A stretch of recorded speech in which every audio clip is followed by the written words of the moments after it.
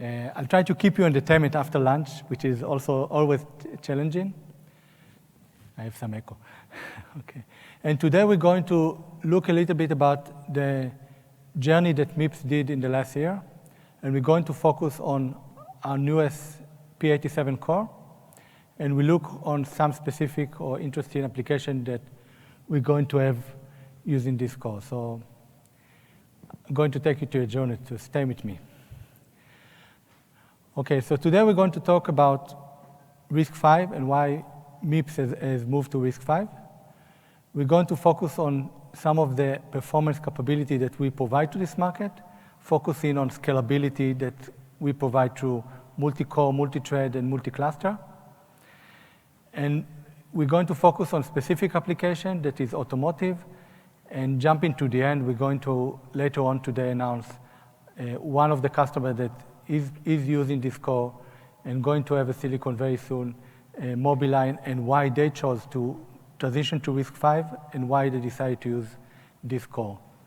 So through this example of one of our customers, we're going to explain what we are introducing to the market and what benefit this core provides. So when we're looking on the different application, where we're focusing is on high-performance application, both including automotive application, but also application for high-performance computing, data center, and communication. And we see the benefit of using RISC-V and OpenISA as a low barrier for customer to adopt our solution or adopt the solution in the market without the need to change the software. So this is driving a rapid adoption or rapid innovation for our customers. And what we provide is we provide a combination of both high-performance CPU with a scalable cluster. So we can both plug the CPU together with additional accelerator that can come from us or can come from a customer or third party. And together with a shared memory, this system can scale and can take advantage of the heterogeneous system to take or to move data between the different computing elements in a more efficient way. And all of these capabilities is also married with safety and security features that are important for many applications, including automotive. So while today we're going to focus on automotive, I wanted to remind that there are other applications that can take advantage of high-performance computing. And the CPU is not always in the CPU market. It can be in other boxes, like the DPU in these examples. And we are going to follow with more details and more description of other applications that we are being used in the market. So when we're looking on RISC-V, we're looking what RISC-V can provide us. So by transition to RISC-V, we see a path to accelerate innovation by the customer, but also take advantage of our silicon-proven technology that enable to scale up for high performance. So it's not easy to build. So it's not like just taking several microcontrollers, putting them together, put some memories, and then we have high-performance computing. The need to know how to connect everything together, to synchronize the data, to have a seamlessly data movement, to have different instructions that have low latency in a multi-core, multi-cluster kind of a system. And when we're talking about this, let's say we have a cluster with 6 cores. Each core can have 2 threads. So it's like each cluster have 8 or 12 cores that execute. And then we can have 6 clusters or 8 clusters. And all of these cores between the cluster need to sync together to share the data, invalidate different data that been changed by the core. So having this kind of complexity is something that we have fine-tuned and have the microarchitecture to support. And this is something is proven in silicon. And based on that, this is what we are introducing today.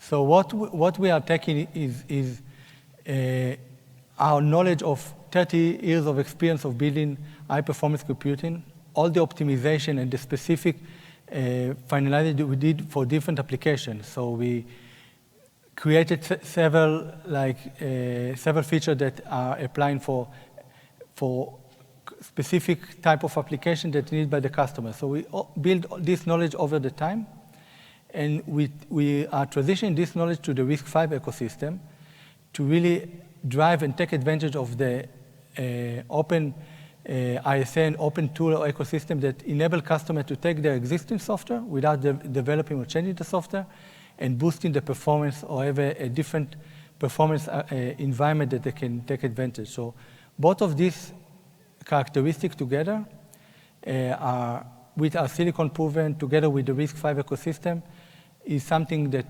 really help us to, or we believe that really going to accelerate the innovation in the marketplace. Now let's look a little bit about the automotive market and what's happening there. So if we look on a car like 60 or 70 years ago and a car in 10 years ago, they will look very similar. The changes are not that significant. But in the last decade, the car has gone very rapidly changes. A lot of computer elements, a lot of software being written, and the car have become more like a computer on wheel or a server on wheel. And if we look on the amount of software written to the car, then the software today is 10 times more compared to even bigger than a jet or a flying airplane. And this software is expected to grow even 10 times in the next decade. So the complexity of the car and the complexity of the software, this is something that we are going to dive into it and see how we can address that. The other part we see in the car is also the transition from many elements to a central computing element. So if this is also highlighted with the COVID that we saw that several elements are, if one element is missing, that this delay a car shipment. But what we see in general, a car has been, today, a car has a lot of small microcontroller that is built in them. So we have one microcontroller for the airbag, one other microcontroller for the windows, and so forth. And this is a lot of small microcontroller that you need to manage them, you need to manage the software over 15 years. And this is why the industry is moving to something called software-defined vehicle, that is 4 to 6 centralized controllers, 4 or 6 centralized main CPUs that run the majority of the software of the car. And this transition is different from, if you look from the smartphone market that is dominated by single architecture. And actually, the analysts are predicting that RISC-V will be one of the dominant architecture in the automotive. So when we're looking on this complexity of software and this complexity of transition in the car, we see an opportunity for us to provide a solution that can move the industry to a different levels. And this is based on marrying both our knowledge of how to build a safety system that is being reviewed and approved by, already approved by different automotive manufacturers, together with our ability to build high performance and scalable solution.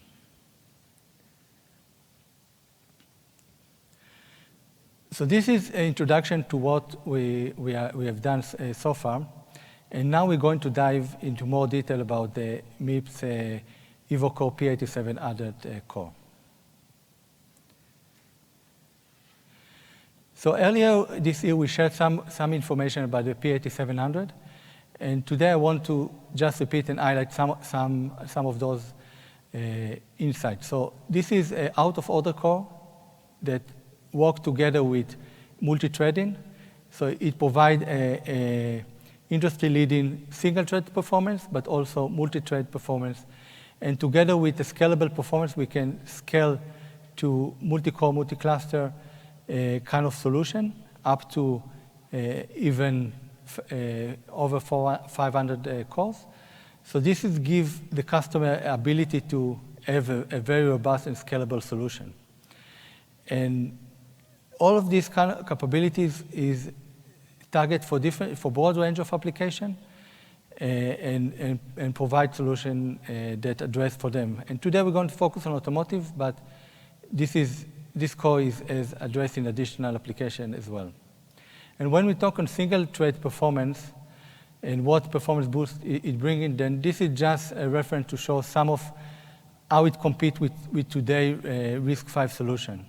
So in a single core, in single-thread configuration, we provide some level of boost, and when going to two-thread, then the performance gap is even increasing. And this is showing just example of how it can be, but in many customer applications, when we optimize the core or optimize the configuration for the application, we see even a greater boost or greater performance advantage.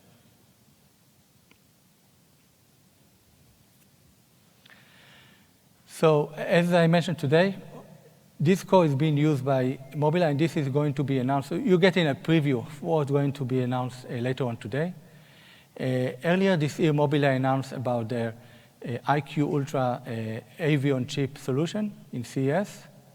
And they mentioned they're going to transition to RISC-V, but they haven't specified which RISC-V core it's going to be. So today, we officially, together with Mobileye, are announcing that the P8700 is the core that's being used in this solution. And few words about Mobileye. So if you take a picture, I give you all the slides. So a few words about Mobileye. So Mobileye is the leader solution provider for ADAS and automotive vehicle solutions. So today, majority of the ADAS solution is provided by Mobileye, but also new type of application, autonomous vehicle, robotaxi, autonomous delivery, also being led by Mobileye. I think also something like 70% of the market. The change is that majority of the car manufacturers are using Mobileye in all trim level, not just the luxury car, but all trim level. And already Mobileye have over 100 million units being shipped, all of them with the MIPS CPU. And the reason Mobileye decided to move to the P8700 from the traditional MIPS CPU that they are been using over a decade was to benefit both from the flexibility that out-of-order with multi-threading provide both for them and for third-party code that can run on their SoC. Also, with the current memory, it's optimized the data movement between the MIPS CPU and the Mobileye accelerators.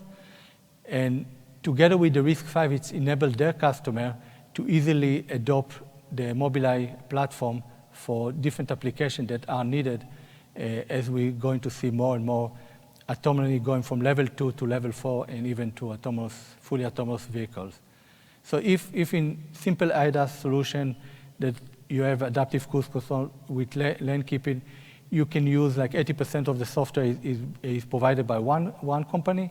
When going to autonomous delivery or going for autonomous taxi, then most of the software is developed by third party and car OEM. So RISC-V play a role in this kind of configuration. And this is from the announcement of Mobileye, and you can see that they mention in the CPU cluster that is a RISC-V based. And is also they're taking advantage of the flexibility of having multi-cluster, multi-core, multi-threading performance boost for their solution. So a little bit more information about why we see the benefit in this kind of core configuration and core performance. So when we're looking on out-of-order performance, this enable us to issue instruction when there is a gap. So we can have more efficient kind of way of managing a single thread application.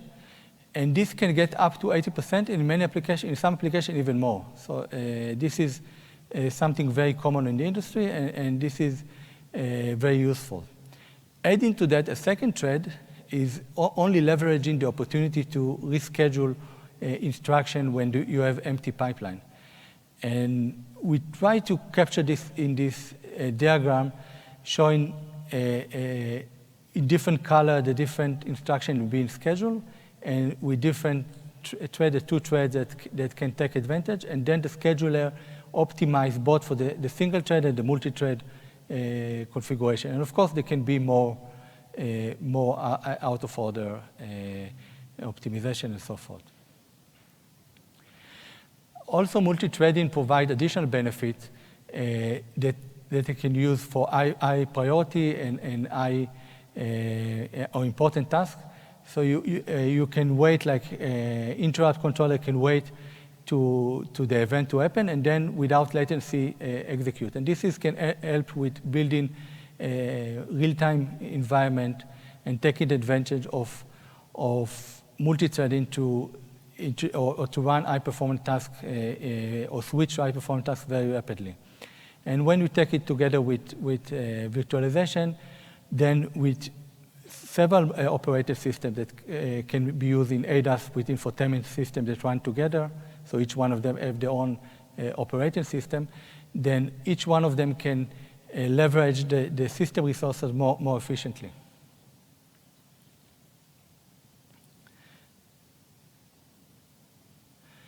And talking all of this, performance is not enough without all the safety capabilities. So we are bringing our knowledge of how to build a safety product that already we have over 100 million of them just for Mobileye, and with other customers we have much more in the market, being reviewed and getting good features from different automotive OEMs.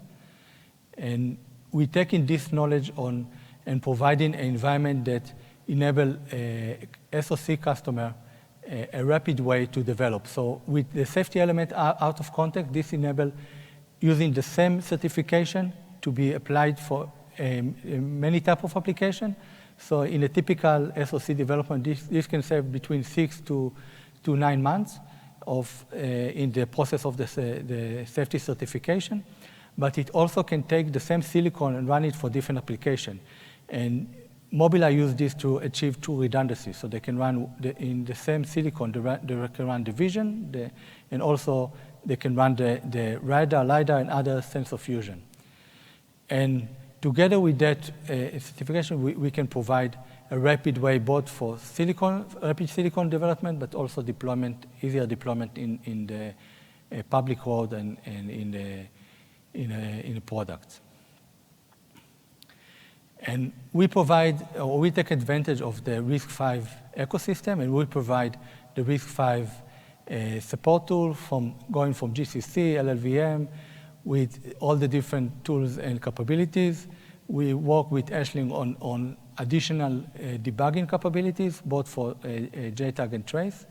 And we're using Imperas that presented earlier today about how to do early software development and system validation to our solution. And we have several joint papers with NVIDIA and few other companies about how to do hybrid emulation together with both in Palladium or other environments that you can take the Imperas instruction set simulator and run the other logic on the Palladium, for example.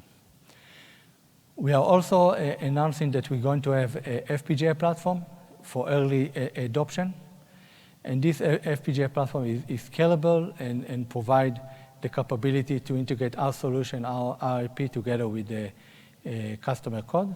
This is going to be available together with SDK beginning of Q1. And for more information, if you're interested, please let us know. I have details in the end of the presentation about how to contact us. So to summarize, we talked today a lot about the automotive and our new solution.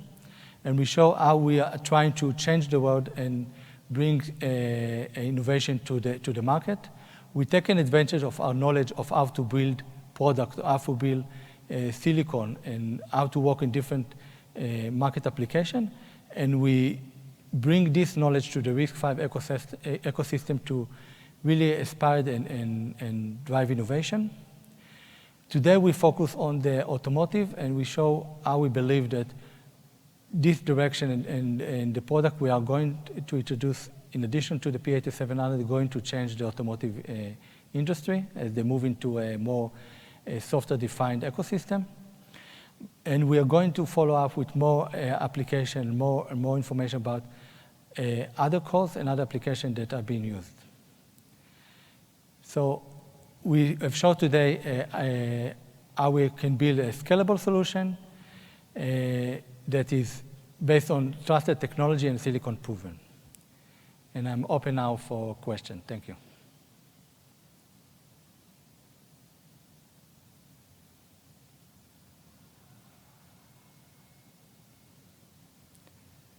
See, it was very clear.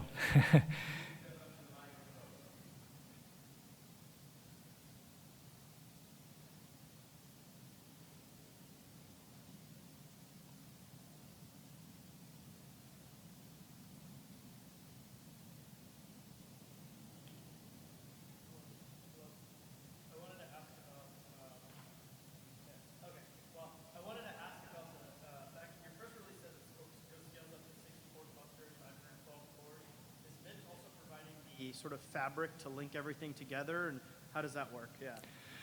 So, I repeat the question and then answer. So the question was, in the press release we say it's scalable to 64 cluster and so forth, amount of core. And the question was, do we provide also the fabric? So we have the coherent interfaces that can plug to a coherent NOC and build the fabric, or plug to other means. But it's the multi-cluster require the coherent NOC to support this. Is that like CHI or something else? It's like Arteris coherent NOC or something like that. Okay. Thank you. Any other questions?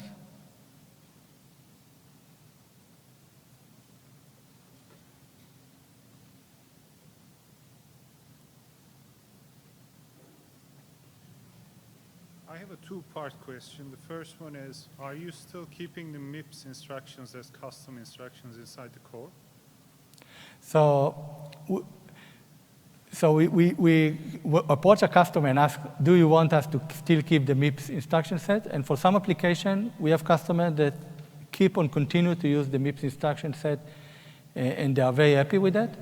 But the other customer that want the RISC-V want only the RISC-V without the MIPS instruction set. So even that technically we can support both, currently we don't see a market need for that. So the performance claims you have on the slides, is it with the MIPS instructions or is it with the RISC-V instructions? The performance numbers that we saw with the spec int, and we have much more detailed performance numbers that we can share, are based on the RISC-V toolchain and RISC-V instruction set. Thank you. So is this the first RISC-V product from MIPS? Yes. Going from here, do you plan to move up to higher performance or down to more mainstream? Which is the directional future for MIPS? So or both? When we started to think about RISC-V, we were thinking about a product that we announced, but we're going to release later on next year, or early next year. They call IT500. This is in order kind of a core, but the market request was actually pushing up I to the out of order area, and this is why we initially focused on this core as the first one we're introducing. But we are thinking to introduce several cores in several levels of performance, going even higher, but also going more to middle kind of performance.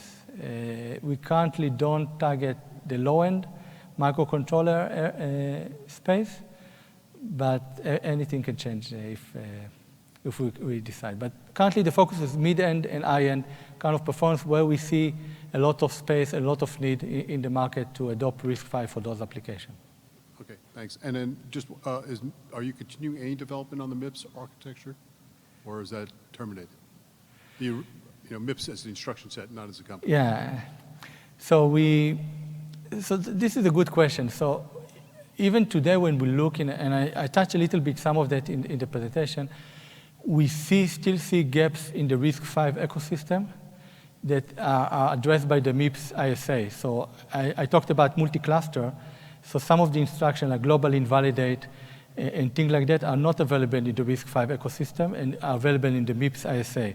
And we want to donate them or want to make them part of the RISC-V ISA to close those gaps. And currently, our focus is on the RISC-V, and we see that the market that uses MIPS are happy with what they have, and don't look for additionals. But we can, for each core, we can support both RISC-V and MIPS if there is a need for it. But the current focus is on RISC-V and actually taking the RISC-V to a maturity level together with the rest of the ecosystem. So we see, for a long time, we see the benefit of having all of the other RISC-V ecosystem working together with us, and each one bringing their own knowledge and know how to build a better solution. So we see this benefit. And I'll try to take last question. Hi. What was the spec int number shown in the P8700 core? You had a table, you had a chart showing the spec int numbers. So we have more detail about the spec int number, the exact number. Here we didn't want to go to like the exact number. We can share it because things first are changing for us and our customer, but also we didn't want to say, okay, this is the next target number. I can say that with the 2 threads numbers that we have in, this is the highest performance compared to any kind of cores, IP core that's currently on the market. So this is a new level of performance. But we can go into more details. We can even compare like the MIPS ISA performance to the RISC-V ISA. We can show all these kind of numbers and discuss them. I'm trying to, when I'm looking on benchmark, I try not to put too much about the number. It's a good way to compare what is being measured, but it's not telling all the full story. So there's a lot of elements that the benchmark is not capturing. So this is why I'm trying to avoid of saying, okay, I have the best number, I'm the best core. Because even if I don't have the best number, I can still have the best performance.